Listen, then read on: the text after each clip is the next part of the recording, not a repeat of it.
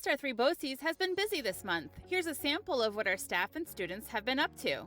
Our agricultural science program at Marilyn A. Noonan School at Durham not only welcomed new students this fall, but also new animals. Several goats, rabbits, and chickens now call the school grounds their home.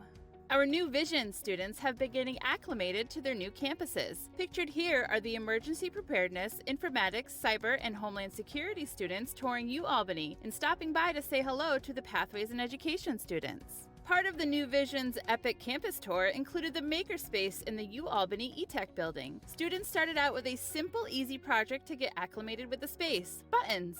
Criminal justice students from Robert H. Gibson Technical School assisted the Town of North Greenbush Police Department with a bike rally. Through the Community Service Project, students used the skills they've learned and assisted with traffic control.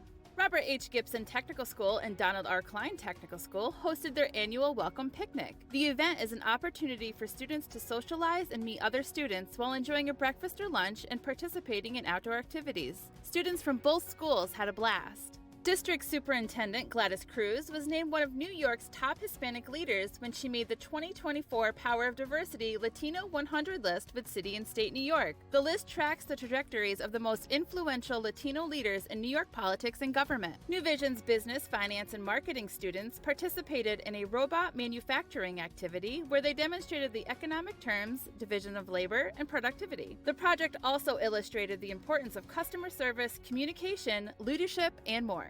Students from Robin Sobel Transition Academy have started their work-based learning. They've spent some time at Price Chopper where they get to interact with customers and assist staff with bagging groceries, organizing the shelves, and more. Our Fire Sciences program is up and running. Pictured here is our inaugural class with a fire truck that was recently donated from the Gloversville Fire Department. Wondering why they're all in different gear? All students are active members of the fire department in their own community and use their department-issued gear in addition to what is provided at school. Students from Sackett Educational Center are also out doing their work-based learning. Here are some students helping out the employees at Chris Cannoli. Paul Puccio School at Maple Hill hosted a community day for students. The Rensselaer County Sheriff's Department and South Schodack Fire Department came out to speak with students and share the ways in which they help protect their community. Our New Vision's Medical South program welcomed a guest speaker from Albany Medical Center to their class. Mackenzie Theron spoke to students about her work as a critical care nurse, as well as the backstory on her education and career to get there. The aviation program at Donald R. Klein Technical School was featured in a news story on WTEN. The story shared how students are earning their FFA private pilot's license during their junior year of high school. Pre-K students from East Greenbush Central School District's Green Meadow Elementary School attended their first field trip. Students and their families visited Winnie Hill Orchard for a morning of apple picking and other fun activities.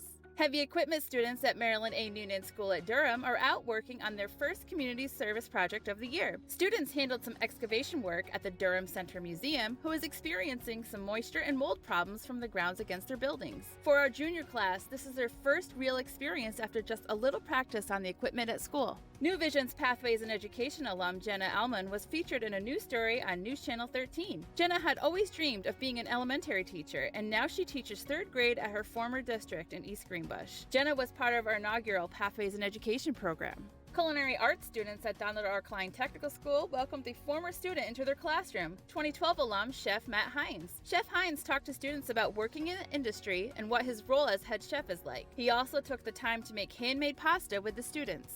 Author Tony Rivera paid a visit to the students at George Washington School. After reading his story, Gus the Grateful Groundhog, students were each gifted a copy of the book along with a personal message from Rivera. The Questar 3 BOCES Health and Safety team met with superintendents, school business officials, and transportation directors to discuss compliance with the state's EV bus mandate. Cornice Technologies was part of the event and discussed pre-planning steps for the electrification of bus fleets. HVAC students at Robert H. Gibson Technical School welcomed Questar 3 BOCES alum Cole Legacy into their classroom. Cole spoke to students about his career path following Questar 3 and what he does now at Family Dan's Heating and Cooling.